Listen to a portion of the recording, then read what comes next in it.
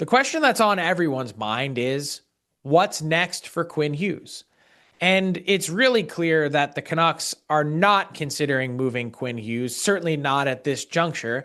They'd like to build around Quinn Hughes. They want Quinn Hughes to be the centerpiece of their franchise, and they'd like to spool this up again and get as competitive as quickly as possible with Quinn Hughes at the very center of it all as a Hart Trophy candidate. But what will happen as we get closer to the holidays? What will happen as we turn the calendar to 2026? That's when things will start to get interesting as we get closer to the March trade deadline. Do the Canucks have to take the temperature of Quinn Hughes, their captain, and understand what his thought processes are? What are his wishes? Where does he want to play? Is he interested in re-signing with the Canucks when he's eligible this summer on July 1st? That part we don't know the answer to yet. Everyone wants to draw the connection to the dot on the map, which is the New Jersey Devils and his two brothers playing there. And I don't think it's nearly that simple.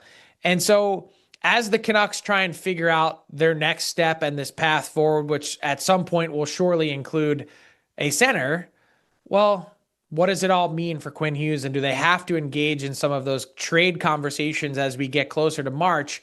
Or is March and the trade deadline period in 2026 really going to be about beginning to lay the foundation and framework of some trade conversations that could pick up in the offseason, depending on where things go from here? So a lot happening for the Canucks.